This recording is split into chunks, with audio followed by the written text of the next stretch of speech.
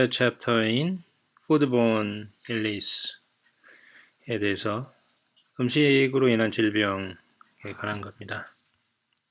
우리가 먹은 거나 마신 것 때문에 아프게 되는 것 됐을 때 우리는 Foodborne Illness라고 부르고요. 간혹 Food Poisoning, 식중독이라고 부르기도 하는데요. 뭐 박테리아나 바이러스나 기생충이나 뭐 화학물질 같은 걸 통해서 이제 푸드가 오염되는데요. 이런 거를 이제 컨테미넌트라고 부른다고 합니다. 오염물질을. 캐나다 2016년 기준으로 캐나다인의 8명 중에 1명, 400만 명이 이런 음식으로 인한 질병에 영향을 받았다라고 합니다. 대부분의 경우는 심각한 문제는 아니고 시간이 지나면 사라지는 통증인데요. 어떤 경우에는 위험할 수 있는데 이제 어린이들, 젊은 어린이들, 그 다음에 노인분들, 임산부 또는 면역 체계가 약화된 분들은 문제가 될 수 있다고 합니다. 많은 사람들이 푸드 관련 질병을 가지기는 하는데 무엇이 아프게 했는지를 모른 채 겪는다고 합니다. 그래서 증상이 중요한데 이제 주로 발생하는 증상이 뭐 여러 가지 있겠으나 대표적인 것들은 복통, 그다음에 설사, 그다음 구토, 헛구역질, 그다음에 열 같은 것들이 일어나고요. 어떤 경우에는 오염물질을 먹은 이후에 바로 시작되는 증상이 있는가 하면 한 달 이후에 발생하는 경우도 있다고 합니다. 무엇이 원인이 됐는지, 건강 상태가 어땠는지, 오염물질을 먹은 양 이런 것들에 비례해서 일어난다고 합니다. 크게 이제 4가지 원인을 들 수 있는데요. 처음에는 화학적인 오염, 그 다음에 물질적인 오염, 그 다음에 알러지, 병균, 그 다음에 microbiological contamination, 미생물에 대한 오염, 이렇게 4가지로 분류되고 있답니다. 박테리아로 인한 질병은 가장 흔한 질병이라고 합니다. 상세하게 다룰 내용은 케미컬 하자드, 화학적인 것 하고요.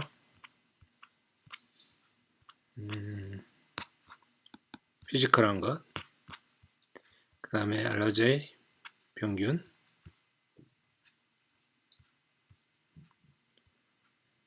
늘 다뤄볼 예정입니다.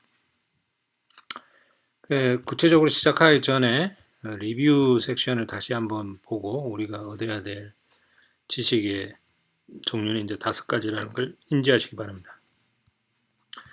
커먼한 심턴이 뭔지, 징후가 뭔지, 증상이 뭔지, 그 다음에 식중독으로 발전할 때는 어떤 경우인지, 그다음에 3가지 타입의 그 식중독, 화학적 식중독의 타입에 대해서 메탈, 인텐셔널 첨가물, 인시덴털 첨가물, 그 다음에 피지컬한 것들의 위험에 관한 것, 그 다음에 영양, 음식 관련된 질병의 영향이 사람뿐만 아니라 비즈니스에 어떤 영향을 주는지까지 다룬다고 합니다. 이제 저희가 다시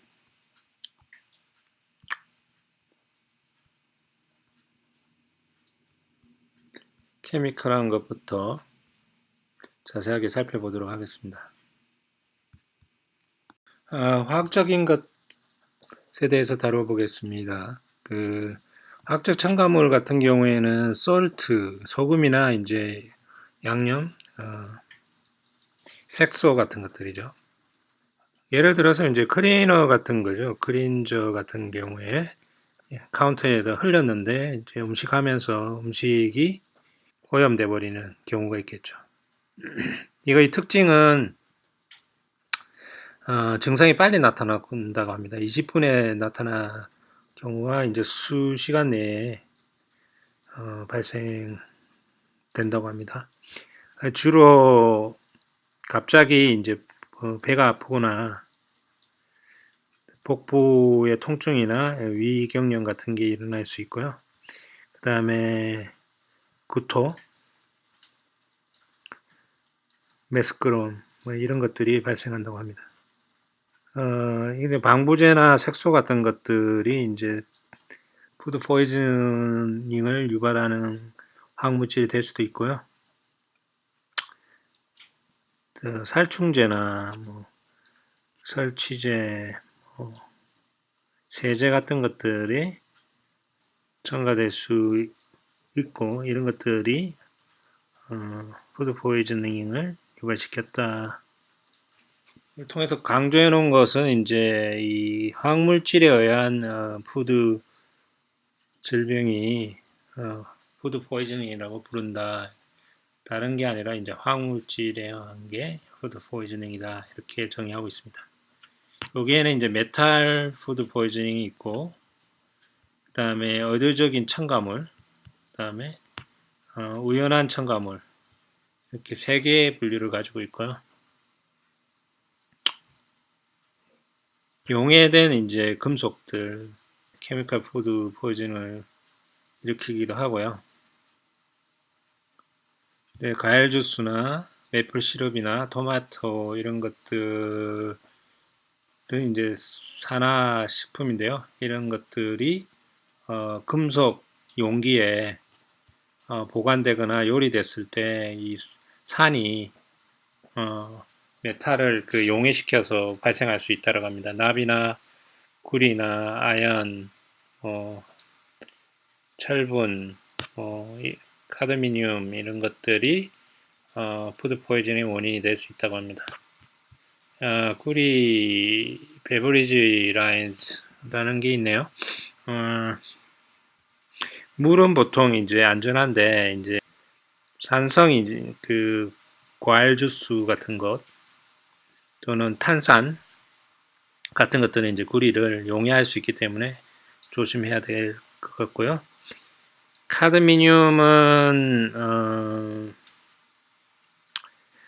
포장되지 않은 이제 육고기류가 이제 직접 선반에 저장됐는데 이게 이제 그 메탈이 용해돼서 거기에 스며들 수 있다고 합니다. 그 다음에 페인트에 있는 이제 납성분, 그래서 페인트된 이제 디시 같은 것들, 그 다음에 이 유리장 같은 유리 그 용기 같은 것들이 납성분을 이제 함유하고 있을 수 있다고 합니다. 용해돼서 그 산화 물질에 의해서 산화 식품에 대해서 산성 식품에 의해서 흡수될 수 있는 이제 납을 함유하고 있다라고 되어 있고요. 그 다음에 금속 용기, 메탈 컨테이너는 산성 물질이 결코 저장되지 않아야 되고요. 그래서 산성 물질은 금속 용기에 담지 마라 이런 얘기가 있습니다. 그리고 푸드 그레이드 컨테이너를 사용하라라고 되어 있네요. 그래서 적절한 용기를 쓰는 것도 후에 리시빙 앤 스토리지 섹션에서 다뤄질 거라고 합니다. 의도된 첨가물 말하는 거고요. 식품 첨가물은 화학물질이고요. 음식에 첨가되는 화학물질이고 음식을 준비할 때나 또는 스토리지에 있는 동안에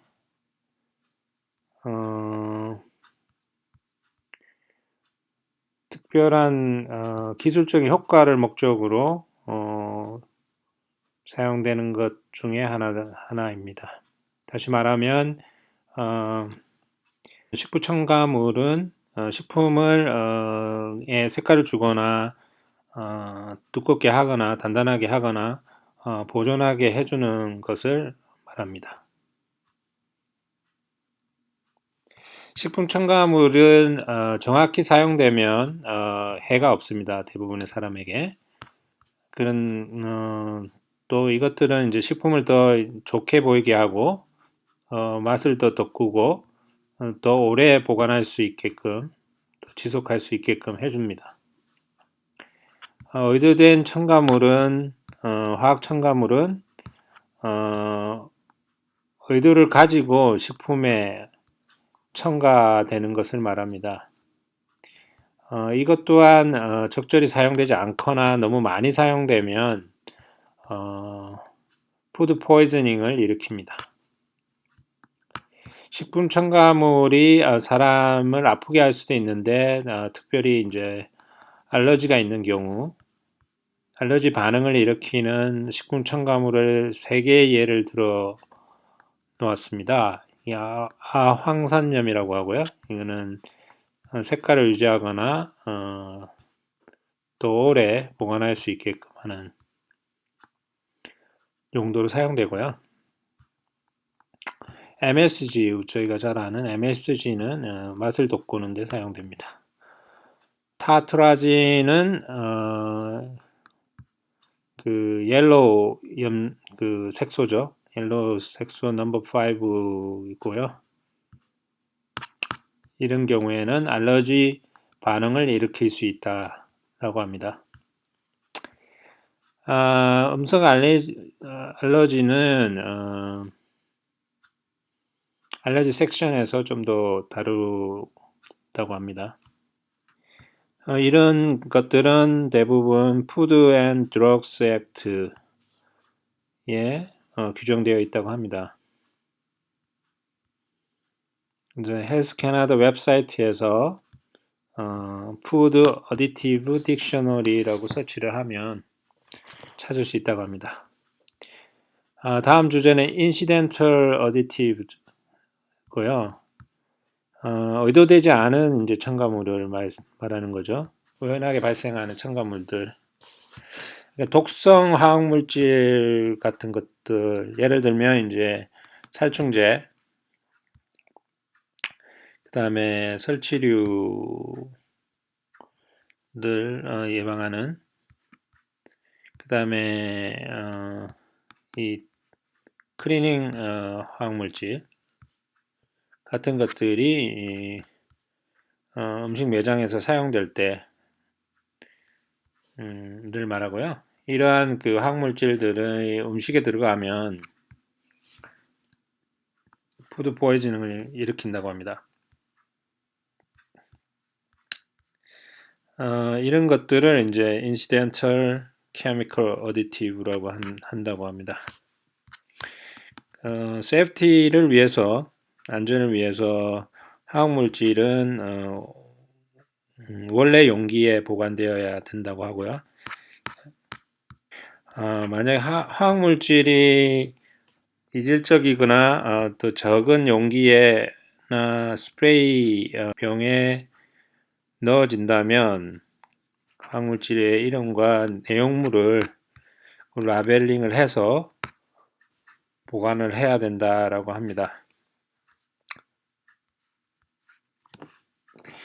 적절한 보관이나 인스트럭션을 사용하는 그 이용 인스트럭션을 사용하는 것은 매우 중요하고요. 독성 화학물질을 다루는 데 있어서 매우 중요하고 이것들이 음식으로부터 안전한지를 항상 확인해야 된다고 합니다. 예를 들어서 세정제 같은 것들을 카운터에서 쓸 때 음식하기 전에 쓸 때 이런 경우에는 주의가 필요하다고 합니다. 예를 들어서 어떤 세정제는 카운터가 그 음식 준비를 하기 위에 사용되기 전에 카운터에서 잘 닦여져야만 하고요.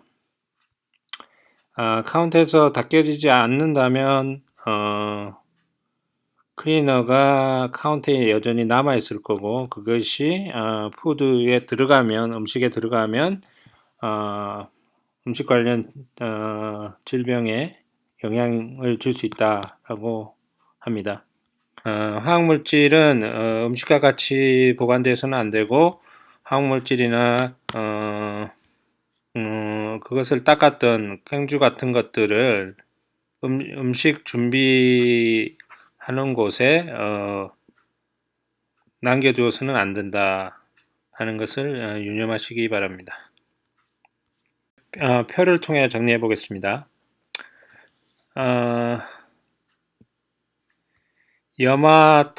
염화탄산수소 중독이고요.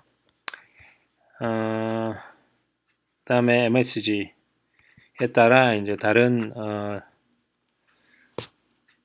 증상을 보이고요. 소스는 염화탄산수소 중독 같은 경우는 이제 살충제, 그다음에 MSG는 MSG, 그다음에 증상이 시작되는 시점은 살충제의 경우에는 30분에서 6시간 사이, 그다음에 MSG는 수분 내에서 1시간 사이. 그러니까 MSG가 더 빨리 증상이 나타난다라고 볼 수 있겠네요. 그다음에 증상은 살충제에서 발견되는 염화 탄산수소 같은 경우에는, 중독 같은 경우에는 메스꺼림, 구토, 어지러움, 근육 약화, 식욕 부진, 체중 감소, 혼란, 뭐 이런 것들이고요. MSG 증상은 burning sensation, 뒷목이 타들어가는 느낌, 그 다음에 팔, 그 다음에 가슴, 그 다음에 tightness, tingle, pressing, 어지러움, 두통, 메스꺼움 등이 나타납니다. 살충제 같은 성분은 우연히 훼손되는 경우가 있고요.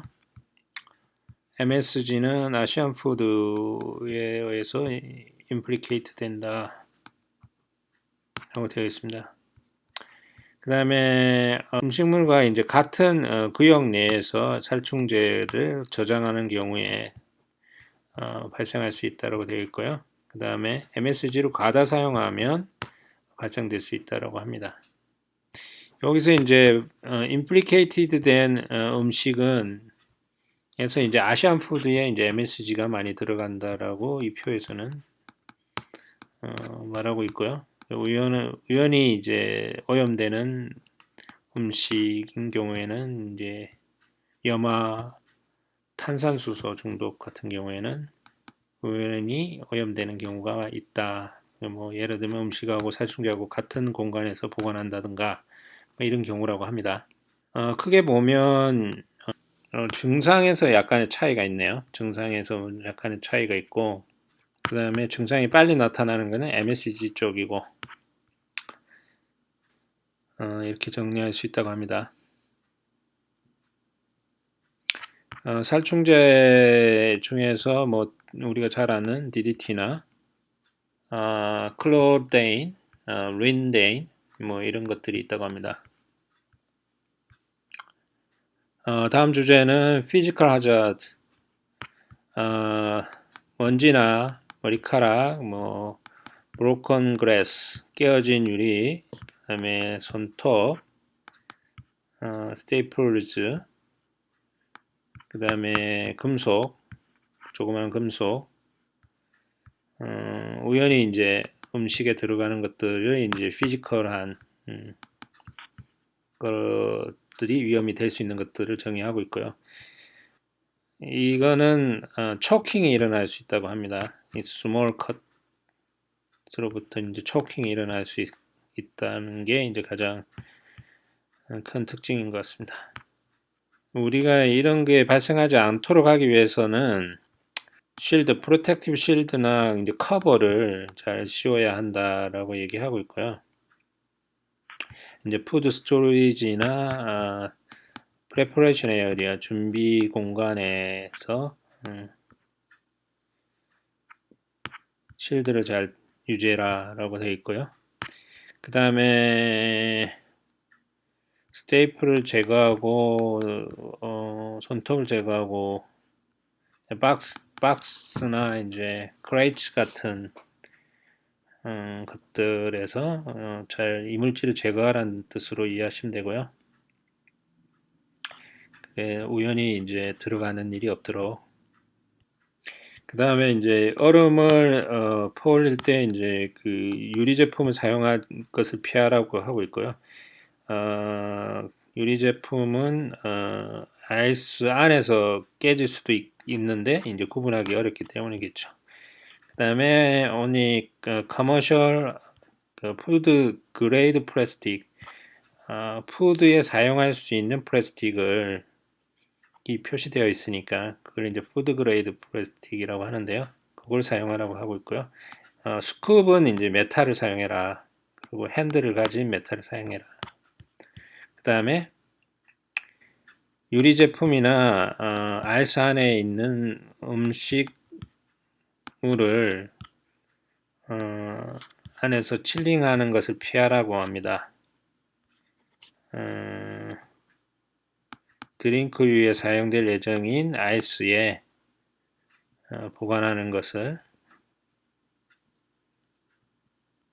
피하라고 하고 있고요. 그 다음에 투스픽, 이 수시개 같은 거.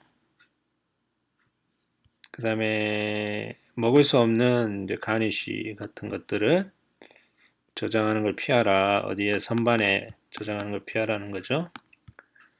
음식 스토리지나 이제 준비 공간 위에 있는 선반에서 이런 물질들을 보관하는 것을 피하라라고 되어 있습니다. 다음 주제는 알레르기 유발하는 것들이죠. 푸드 알레르기는 한마디로 어떤 음식에 굉장히 센서티브한 경우를 말하고요. 이게 많은 사람에게 문제가 될 수도 있죠. 어떤 음식들은 땅콩이나 계란, 그 다음에 쉘피쉬 같은 것들은 매우 흔히 일어나는 알레르기 유발 인자고요. 어떤 음식이든 리스크가 있습니다. 어떤 사람이 알러지를 일으킬 또는 센서티브하게 반응할 수 있는 여지가 있다는 걸 기억하시고요. 알러지 반응의 신호가 오면, 징후가 오면 수분 내에 일어날 수 있다는 거죠. 어떤 케이스에는 노출될 수 있고 수분 내에서 수시간 내에 발생할 수 있다라고 알고 계시면 될 것 같습니다. 그 다음에 인구의 7.5%에 해당하는 260만 캐나디언이 푸드 알러지를 가지고 있다라고 합니다. 7.5%인 260만 캐나디언. 이건 어떤 의미냐면 13명 중에 13명마다 1명 정도가 푸드 알러지가 있을 수 있다. 이렇게 이해하시면 될 것 같습니다. 푸드 알러지 반응에는 이런 것들이 있습니다. 스킨 리액션, 하이브 되거나 스웰링 되거나 이게 뭐 얼굴일 수도 있고 입술일 수도 있고 혀일 수도 있고 그 다음에 가려움증, 웜스, 그 다음에 홍조를 띠거나 뭐 이런 것들, 그 다음에 호흡 쪽에 문제가 생길 수 있습니다. 기침을 하거나 숨이 가빠지거나 가슴 통증을 느끼거나 가슴 조여움을 느끼거나 목이 조여온 느낌, 그 다음에 목소리가 거칠어지고요. 코 막힘이 생기고요. 이런 약간의 이제 독감 증상과 유사한 콧물이 흐리고 가려운 코가 되고, 그 다음에 눈에 눈물이 맺히고요. 뭐 스니즈닝을 하게 되고요. 재채기를 하게 되고, 목 넘김이 힘들어집니다. 그 다음에 위에 문제가 생기죠. 메스끄러움, 고통, 죄어음, 구토, 설사 뭐 이런 것들이 생깁니다. 그 다음에 심장 쪽에 스킨 컬러에 비해서 창백해지는 거. 그 다음에 맥박이 약해지고요. 그 다음에 어지럽고요. 샤킹이 충격을 받을 수 있다라고 합니다. 샥 현상이 나타난다고 합니다. 뭐 anxiety, 헤데이크, 그 다음에 오줌 마렴, 뭐 그 다음에 약간 금속 맛을 느낀다든가 뭐 이런 현상들이 있다고 합니다. 개인에 따라서는 하나 이상의 증상이 급속도로 진행될 수 있다고 합니다. 예를 들면 호흡곤란, 그 다음에 저혈압 같은 것들이 굉장히 위험한 증상이고요. 치료되지 않은 채 남겨두면 생명을 위협한다고 합니다. 그래서 공고하기로는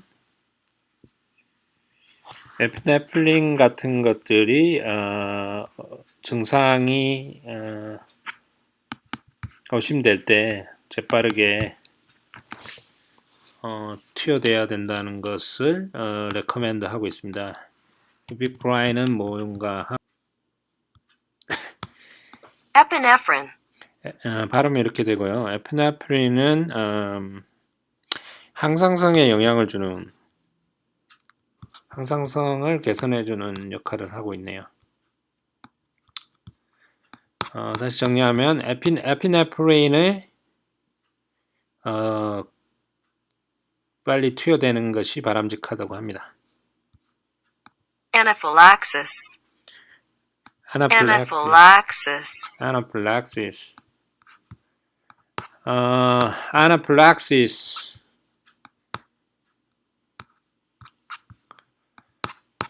아나플락시스 과민증을 얘기하고요. 시리어스한 알러지 반응이고요. 생명 위협할 수도 있습니다. 과민증은 수분 내에 시작이 될 수 있고요. 즉각적으로 치료돼야만 합니다. 이 경우에는 에피네프린 오토 인젝터를 긴급히 투여돼야 한다고 하네요. 첫 번째 증상이 나타났을 때 에피네프린 심턴을 완화시키는데 도움을 주고요. 호흡에 도움을 주고 조속히 병원에 이송되어야 한다고 합니다. 푸드 알러지를 가진 사람들을 위해서 안전을 유지해야 되는 키포인트는 알러지가 나는 음식을 피하는 겁니다. 조그만 양의 알러지 유발 물질도 흡입되었을 때는 알러지 반응을 일으킬 수 있다라고 생각하셔야 되고, 이것 때문에 음식에 있는 것이 정확히, 음식 속에 있는 것이 정확히 무엇인지를 우리가 알아야만 합니다. 그래서 푸드 서비스 스텝은 푸드 알러지에 대해서 잘 알고 얼마나 위험한지에 대해서 인지하는 것이 굉장히 중요합니다. 이것을 알므로 인해서 사람의 생명을 구할 수 있습니다. 다음번 주제는 이제 리스크죠. 리스크. 어떤 음식이든 알러지 반응을 일으킬 수 있고요. 어떤 음식 알러지는 다른 것들에 비해서 좀 더 보편적인데요. CFIA, Canadian Food Inspection Agency에서는 다음과 같은 음식과 첨가물들을 자주 알러지를 일으킨다라고 보고하고 있습니다. 에그, 그 다음에 피넛, 땅콩, 세사미 씨드, 그 다음에 설파나이트, 그 다음에 밀이죠. 그 다음에 트리티켈, 그 다음에 우유, 그 다음에 피쉬, 생선, 크리스타신, 몰레큘스, 소이빈하고 그 다음에 머스타드, 트리너츠, 아몬드, 브레질넛, 캐슈즈, 헤즐넛, 마카다미아 너츠, 피칸스, 파인너츠, 피스타치오스, 월렛츠, 나무에서 나오는 너츠들 중에서도 이제 알러지가 나올 수 있다고 합니다. 팩트 시트를 공개하고 있는데요. CFIA 웹사이트에 들어가면 확인할 수 있다고 합니다.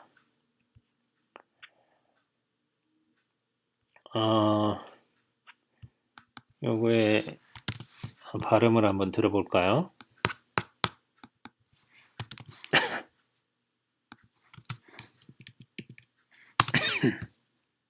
Crustaceans and mollusks. 각각류와 연체동물을 얘기하네요. Crustaceans and mollusks. Crustaceans and mollusks. Crustaceans and mollusks. 예, 각각류와 연체동물 에서도 그 알러지 반응이 일어날 수 있다라고 기억하시면 될 것 같습니다. 고기 만약에 알러지 반응을 일으키면 911로 전화를 하거나 지역 그 긴급 서비스 센터로 연락을 해라는 것이 강조되어 있습니다. 그 다음 주제는 커뮤니케이션인데요. 인그리디언츠를 아는 것이 굉장히 중요하다라고 되어 있고요. 우리가 다인하우스를 할 때 알러지를 가진 사람에게 우리가 서빙을 할 때 굉장히 중요하다라는 거고요. 그게 레스토랑이든 패스트푸드 아울렛이든 베이커리든 바이로 이 법에 의해서 이제 요구되지 않는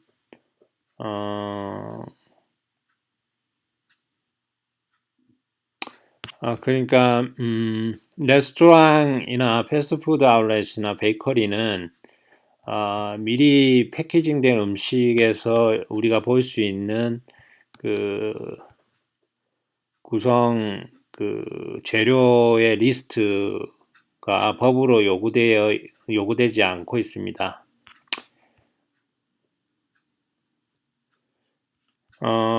그래서 소매 식품 서비스 산업에서 할 수 있는 것은 알러지를 가진 사람들을 위해 도움을 주기 위해 할 수 있는 것은 물어보는 거죠. 주문할 때 푸드 알러지를 가지고 있는지.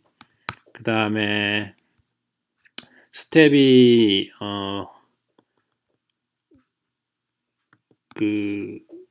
재료에 대한 정보를 액세스할 수 있도록 해야 되고요. 고객이 요청을 할 때 어디에 있고 어떻게 알 수 있다라는 것들을 정확히 알아야 된다고 합니다. 스텝은. 그 다음에 메뉴 옵션에서 사용된 음식 재료들이 문서화돼야 되고요. 그 다음에 정확하고 완벽하게 또 최신 걸로 구성되어야 된다고 합니다. 다른 음식에 의해서 오염되지 않아야 된다고 합니다. 그 다음에 정확하고 최신의 레시피 바인더 또는 파일들을 가지고 있어야 된다라고 합니다.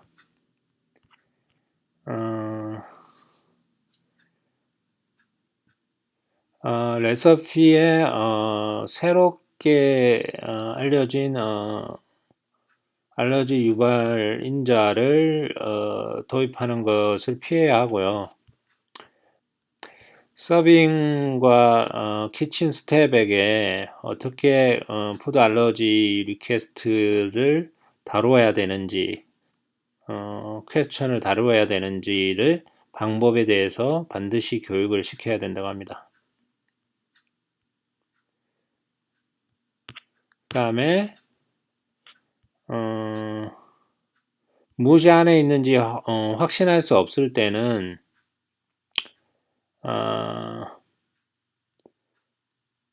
확신할 수 없다라고 얘기해야 된다고 하고요. 그 부정확한 정보를 제공해서는 안 된다고 합니다.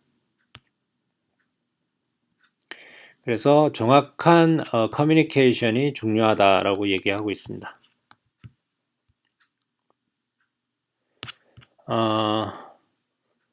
좀 더 자세히 말해보면 잠재적인 문제에 대해서 identify 명확히 알고 있어야 되고요. 음식 리스트에 그 알러지 유발인자에 대한 프라이어리티를 고려해서 리스팅을 해야 되고요. 레시피를 항상 리뷰를 하고 인그리디언트 안에 사용된 것들이 명확히 밝혀야 한답니다. 그 다음에 가능하다면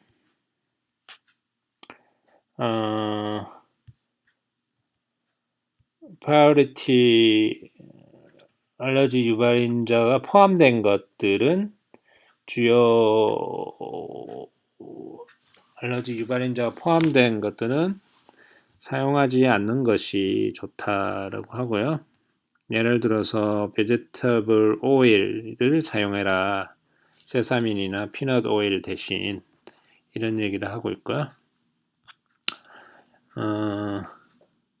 만약에 이제 레시피의 인그리디언츠를 바꾼다 할 경우에는 알러지 차트나 바인더나 메뉴를 즉각적으로 업데이트하라고 되어 있고요.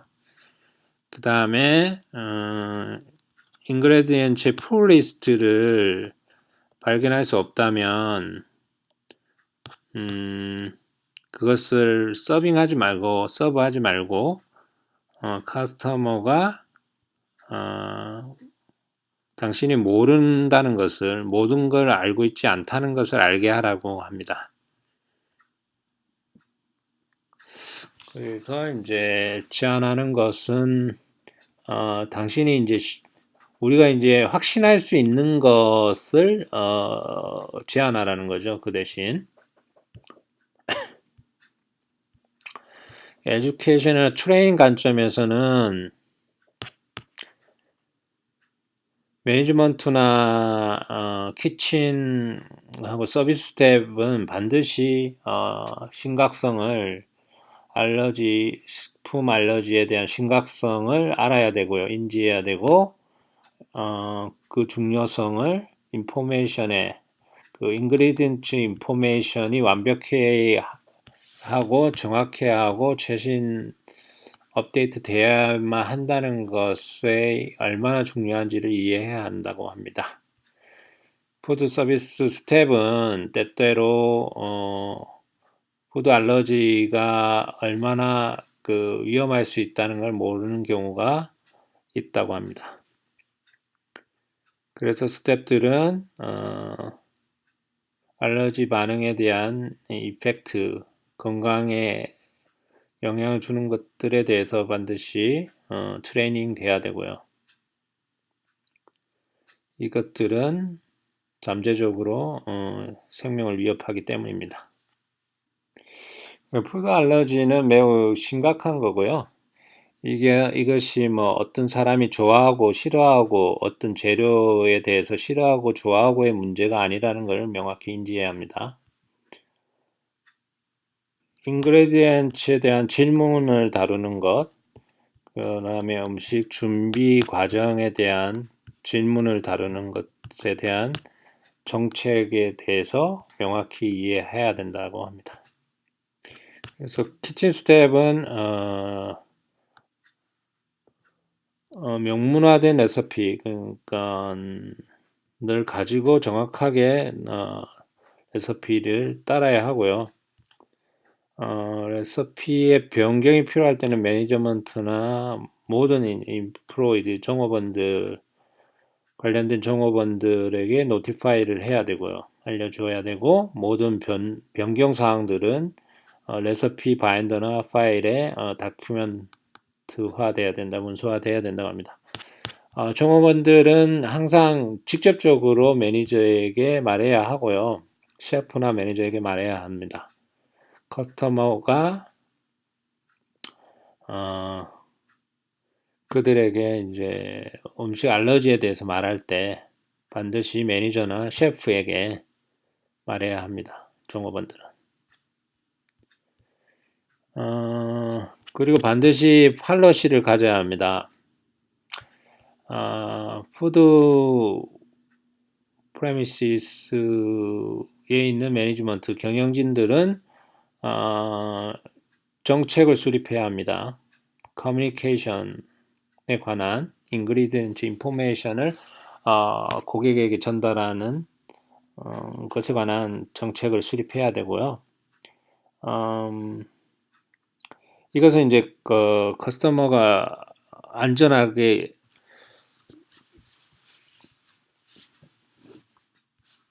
또는 이제 옳은 인포메이션을 제공돼야 된다라는 관점입니다.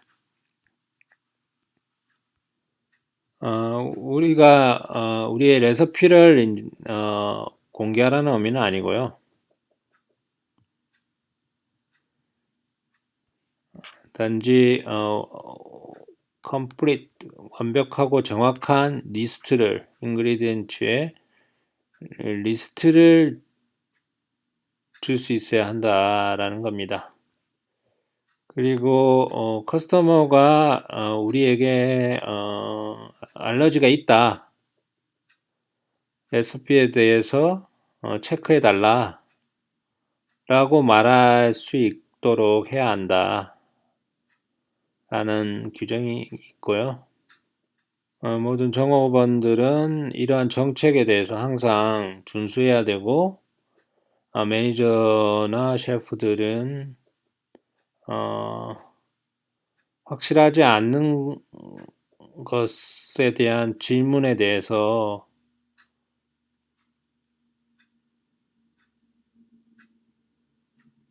체크할 필요가 있습니다.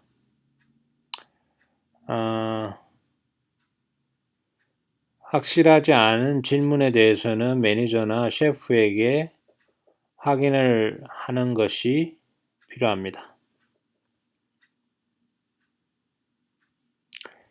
informed customer라는 관점에서는요, 고객들은 인포메이션을 얻을 수 있어야 되고요. 그 구성 재료들에 대해서.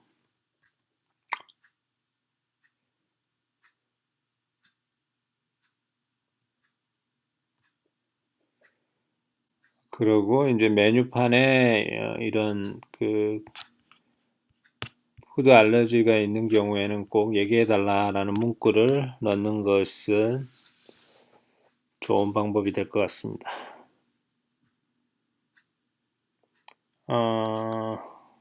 손님들이 어떻게 인포메이션을 얻는지를 명확히 해줘야 한다고 합니다. 당황하지 않고 인포메이션을 얻을 수 있도록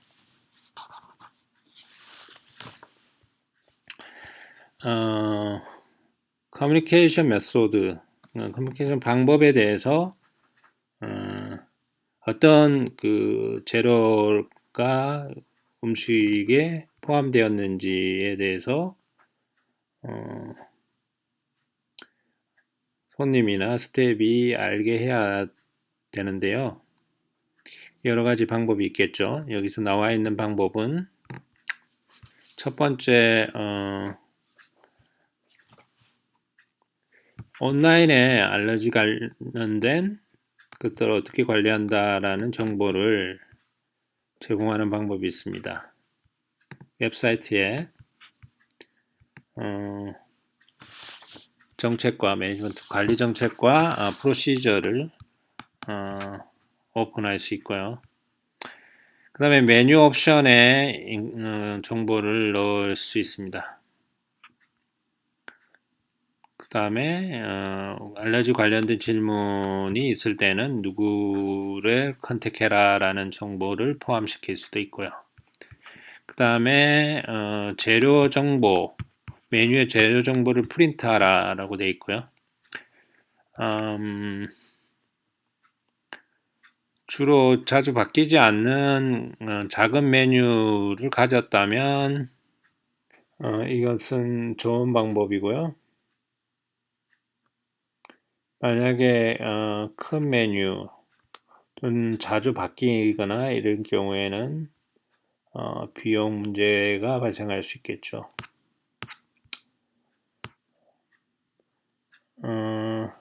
푸드 알러지나 센서티브 차트를 사용하라 라고 되어 있습니다. 알러지 차트는 손님이나 스텝 모두가 재빨리 확인할 수 있도록 priority 알러지를 구성하는 것이 뭐다라는 것을 보여주는 장점이 있고요. 이것들은 이제 알려진 알러지 유발인자들을 명확히 해서 디자인을 하는 것이 바람직합니다. 그 다음에 레시피 바인더나 일렉트로닉 파일을 사용하라고 되어 있습니다. 레시피 바인더나 일렉트로닉 파일은 메뉴 아이템을 리스팅하고요. 모든 재료들을 리스팅합니다. 이것은 레시피 쿡북 같은 모습을 띠겠죠. 리스트에는 레시피 안에서 사용되는 어떠한 음식의 재료들도 포함되는 게 바람직하고요. 예를 들면 이제 소스, 양념의 브랜드, 바인더나 파일은 메뉴 아이템이 추가되거나 삭제되거나 수정될 때도 같이 바뀌어줘야 되고요. 데일리 메뉴 같은 경우나 스페셜 메뉴 같은 경우에도 포함되어야만 합니다. 특정 인프로이 종업원을 선택해서 각 시프트마다 인프로이에게 커스터머 질문에 대답할 수 있도록 지정해서 역할을 부여해야 합니다. 인프로이는 레시피에 직접 액세스하거나 아니면 이제 키친 스텝에게 직접 접근할 수 있어야 되고요. 그래서 명확한 이해가 필요합니다. 재료의 정보의 중요성과 잠재적인 크로스 컨태미네이션, 상호 오염에 대한 가능성에 대한 것들에 대해서 명확히 이해하는 것이 필요합니다. 서버들도 이 인프로이에 의해서 대답된 질문들을 다룰 수 있어야 하고요. 그 다음에 미리 게스트들과 이제 체크하는 것이 필요합니다. 케이터링 이벤트나 이벤트의 오가나이저나 이런 분들은 게스트가 어떤 스페셜 니즈가 있거나 푸드 알러지가 있는지를 물어봐야 되고요. 메뉴는 알러지 유발인자를 제거되었는지 스페셜 메뉴가 서브되는 것은 메뉴들은 알러지 유발인자가 제거되거나 스페셜 메뉴가 질문이 있는 게스트에게 서브되거나 할 수 있기 때문에 연회나 케이터링 계약에 푸드 알러지나 스페셜 다이어터리 니즈에 대해서 명확히 하는 섹션을 추가하는 것이 바람직합니다. 알러지 차트. 알러지 차트는 프라이어리티 알러지젠즈를 명확히 하기 위해서 지적하기 위해서 사용됩니다. 이 차트는 단지 커먼한 푸드 알러지 유발인자를 알려주고요. 이 메뉴에서의 모든 재료를 또한 알려줍니다. 알러지와 센시티비티 차트를 예시적으로 보여주는 예제입니다. 에그는 어떤 메뉴에 들어가 있고, 예를 들면 1번, 3번 메뉴에 들어가 있고, 밀크는 2번 메뉴에 들어가 있고, 피넛은 1번, 2번, 6번 메뉴, 1번, 3번, 6번 메뉴, 이런 식으로 구성되어 있습니다. 위급 상황의 프로시저는요, 절차는 응급조치 절차가 준비되어 있어야 되고요. 모든 스텝이 알 수 있는 곳에 있어야 합니다. 예를 들어서 이제 직원 게시판 이런 것들이죠. 다음에 이머전시 서비스 전화번호를 가져야 하고, 그 다음에 인프로이 트레이닝된 퍼스트 에이드 CPR 같은 것들을 트레이닝 받은 인프로이 이름을 리스팅해야 하고요. 모든 스텝에 의해서 잘 보이는 곳에 두는 것이 중요합니다. 즉각적인 조치가 꼭 필요하다. 알러지 반응에는 이것을 꼭 명심하도록 해야 합니다. 알러지 유발 오염은 인자의 오염은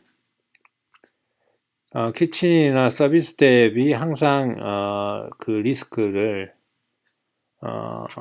그 오염의 리스크를 인지해야 합니다. 크로스 컨태미네이션 같은 경우나 알러지 컨태미네이션 오염 같은 경우에는 적절히 세퍼레이트 되지 않았을 때, 음식이 적절히 세퍼레이트 되지 않았을 때 발생하는 거고요. 예를 들어서 이제 도구를 사용했을 때 철저하게 이제 세정되지 않은 도구를 사용했을 때 다른 음식이 거기에 남아 있겠죠. 이런 경우는 좋지 않은 결과를 발생시키고요. 컨태미네이션 우연히 또는 의도적으로 푸드를 오염시킬 수도 있겠죠. 두 경우 다 고려해야 된다고 합니다. 페스트리 도우 같은 다른 레시피, 서로 다른 레시피에 접촉이 될 수 있습니다. 알러지 유발 인자와 이제 접촉되는 경우가 발생할 수 있겠죠. 도우 같은 경우는 한 음식에도 도우가 사용되고 다른 음식에도 도우가 사용되고 이런 경우에는 발생할 개연성이 높아집니다. 그 다음에 패키지가 잘못됐거나 라벨링을 잘못했을 때 또 이 컨테미네이션이 발생할 수 있습니다. 그 다음에 모든 그 재료들을 서플라이어, 공급자로부터 받은 모든 재료들을 아이덴티파잉 하지 않았을 때 발생할 수 있습니다. 그 다음에 잘못된 이름들을 사용했을 때, 예를 들어서 이제 밤베이 떡이라는 것은 실질적으로는 피쉬인데 떡으로 잘못 인지한다든가 이런 경우죠. 그 다음에 너무 많은 이제 쟁반 같은 것들을 한꺼번에 사용했을 때 세퍼레이트 된 쟁반을 있는 음식들을 건드리게 되겠죠. 서로 접촉하게 되겠죠. 이런 경우를 지양해야 합니다. 그 다음에 서로 다른 음식이 그들 사이에서의 핸드워싱 없이, 그러니까 손을 씻지 않고 서로 다른 음식을 만졌을 때 이게 발생할 수 있다고 합니다. 결국은 예방할 수 있다는 겁니다. 오염을 예방할 수 있고 알러지를 유발하는 오염을 유발할 수 있다는 걸 믿고 위에 같은 것들의 오염을 방지할 수 있는 것을 자각하고 있는 것이 중요하겠습니다. 음식에 의한 질병의 영향에 대해서 살펴보도록 하겠습니다. 이거는 이제 그 아픈 사람에게만 영향을 주는 건 아닙니다. 음식으로 인한 이 질병이 발병률이 약 12빌리언에서 14빌리언 연간의 코스트를 발생시킵니다. 그런 코스트는 의료비가 있고요. 뭐 의사를 방문해야 되고 입원해야 되고 약을 먹어야 되고 이렇죠.